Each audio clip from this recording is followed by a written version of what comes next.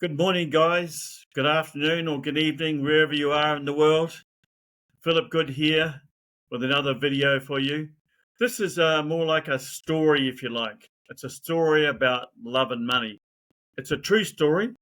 It's something that happened to my wife and I. Eileen and I, we've been married 47 years as of 7th of May this year. And this is an experience we had way back in 1983, believe it or not, guys. We were married in 1977, and 6 years after we were married, we had an unfortunate event happen to us. We had been share farming or share milking for 4 years before we decided to sell out and move into business with my brother-in-law. And long story short, guys, we were sold a lemon, and the money that we had built up from the sale of cows and machinery was basically taken from us. What we had done, we had purchased a brand new home. We'd mortgaged the home to buy into the business that my brother-in-law had for sale, and he also owned another distributorship in Sydney at the time. And so we're buying into a distributorship ourselves in Auckland, New Zealand, believe it or not. Anyway, long story short, he sold us a lemon and absconded with our money, shot through, and terrible for my wife. Was her only brother, her eldest brother, and of course my brother-in-law. We'd borrowed some money off him, while we were share milking, $8,000 over 4 years. We paid that back with interest, and that went all well. So we had no reason not to expect that what my brother-in-law Larry was offering us was not 100% genuine, and it was supported by financial accounts provided by his accountants as well, showing good profits. The long story short, it was a lemon. We ended up getting out of selling up what stock we had and getting out of it. And we thought, wow, we better get back to the safety of farming. So that's what we did. I had been a dairy farmer for about 8 years. I went back, my wife and I decided to go back to the safety of dairy farming. So we did that. We sold up our house. Painted it, re-wallpapered it, and we made $17,000 profit in about 3 months. So that's basically all the money we had left. My brother-in-law had shot through, got money out of the country, and basically never saw him again. So that was the sum total of that. So we went back to farming, the safety of farming, or safety and security of farming, at least. And so this is in New Zealand. So we're in a place called Wakatani in New Zealand, in the Bay of Plenty. So we went there as a farm manager on a dairy farm. And 12 months later, Ollie and I started share milking again. Bought a herd of cows, bought some farm machinery, and so on, and we're set up and ready to go again once more to build ourselves back up. And where we moved to when we started share milking, further down the road, we just happened to meet a family, and Mike and Gail were the parents, and they had 2 children, Anushka and Chantel. Well, about 6 months after we were there, and we became very friendly with these people, and we found out that one day Mike and Gail came up to see us and said that Chantel had been diagnosed with cancer, and she was only 4 years old at the time. She ended up with a big growth, cancer growth in her pelvis, and of course, they were devastated. We were devastated as well because we were close friends to them. We lived just up the road and down the road from each other. And Mike would come up and talk to me, and Gail would come up and talk to Eileen, and that. But how do you console people? We did the best we could, but how do you console people that are about to lose one of their two daughters, or possibly lose one of their two daughters? And at the time, we were struggling with the fact that we'd lost all the money we'd built up and assets from dairy farming. We'd purchased a house, freehold, mortgaged that up to buy a business, blah, blah, blah. And so we were reeling from that. We'd lost our money. We'd had $17,000 left. We managed to get ourselves back into share milking, buying some cows and that sort of thing. But we were reeling from the fact that family, really close family, had done this to myself as a brother-in-law, and also done it to Eileen, who was a sister of her only brother, of course. So it was devastating for her, of course, but of course I never ever blamed her. She got a heart of gold, and that's the reason why I married her. That I totally 100% loved her in every way, and she's got such a great big heart, a heart full of love, and a heart of gold. So, getting back to the story, the farming story, we'd met Mike and Gail. Mike and Gail would come up and share the horror story with us and what was going on with medics and doctors and going to specialists and that sort of thing. And on the other hand, we were reeling from the loss of money. Mike and Gail, on the other hand, were about to lose a daughter, or could possibly lose a daughter, if she didn't come right from, go into remission and get through the cancer.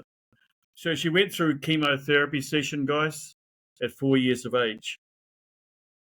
She was a little girl that had blonde hair. She had ringlets in her hair. She was a gorgeous, angelic little girl. In the worst moments, she obviously was in chemotherapy, she lost her hair, little beautiful golden ringlets fell out, and so on.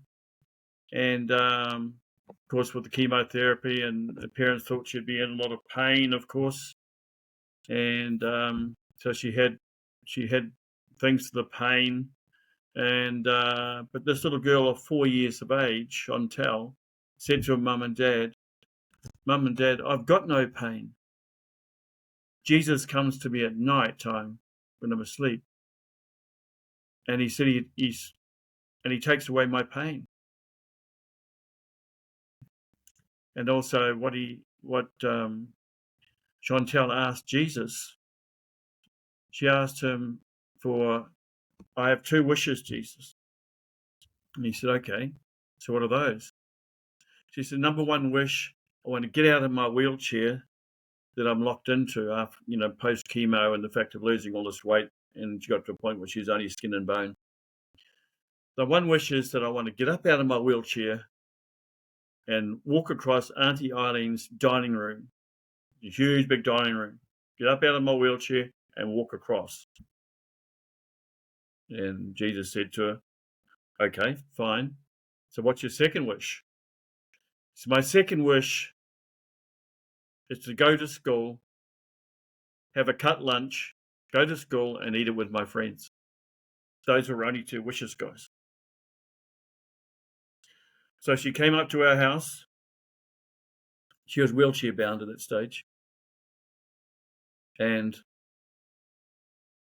got up out of the wheelchair and walked little step, shuffled from diagonally across our big dining room to Eileen, my wife. So she did it. And of course, the other thing Chantel said to her parents, Jesus takes away all my pain. So I don't need any of those painkillers. I have none. So of course, Mike and Gail were going to every specialist they could find. Money was an issue. I mean, if they'd had $1 billion, guys, they would have spent every cent if there was a hope of saving their daughter's life.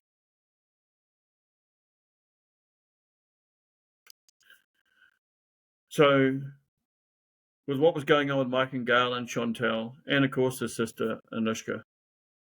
Ollie and I were looking at each other and looking at our 3 children, and it was soon to be 4. We had 4 children. Alex was just a newborn baby, and our 3 other kids range in age from 9 down to a newborn. So we're looking at our 4 kids. They're happy, they were loved, they were joyful. Sure, we'd lost our money, but it didn't affect the joy and happiness and love we had for our kids. We'd go to the beach, have a great time, swimming at the beach. Our kids were well adjusted. They were happy. We might have lost all this money, and I know are reeling from that, but it didn't affect our love, happiness, and joy. Mike and Gail, on the other hand, were about to lose a daughter that they loved more than anything else in the world, except for their other daughter. So had they had all the money in the world, they would have spent every last cent if there was a chance that $1 billion, $2 billion, $5 billion, had they had it, and if they'd spent $5 million, on healing their child, they would have spent every dollar. If that's what it took, $5 billion, they would have spent every cent willingly. Such was the power of the unconditional love for their child. They would have done anything, spent every cent they had, if only they could have healed their daughter and a daughter could have lived.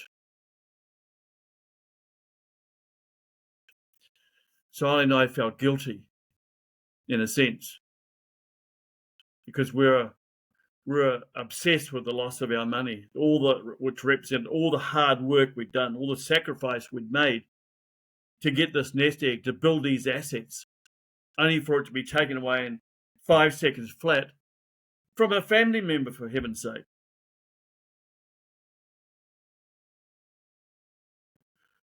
But it was almost like God or the man above or something divine had placed Ollie and I in this spot so that we could meet Mike and Gail and share and go through what they were going through with their daughter.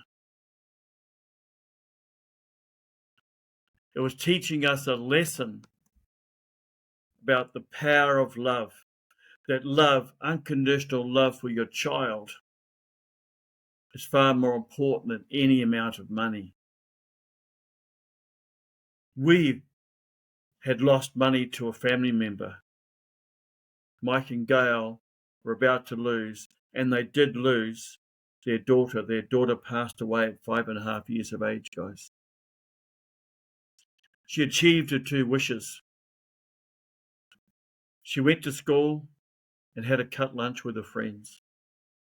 She got out of a wheelchair when everybody said it was impossible. The specialist, the doctor, said it was impossible. But she got up out of a wheelchair and walked across our huge dining room to Eileen. She did it. Little shuffle, little step by little step. It's a true story, guys. True story, guys. Hand on heart. So, a story of money. What's more important, love or money? Love always, guys. Unconditional love for your spouse, for each other. Unconditional love for your children. Your children, your spouse are worth way, way more than any amount of money.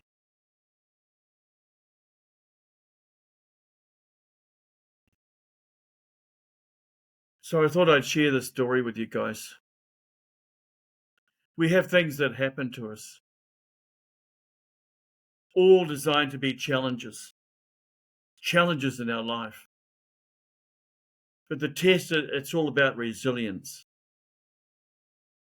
Get up, never give up, keep keep forging ahead, guys. That's what it's all about. Thank you for listening, guys. Thank you. Have a great day wherever you are in the world.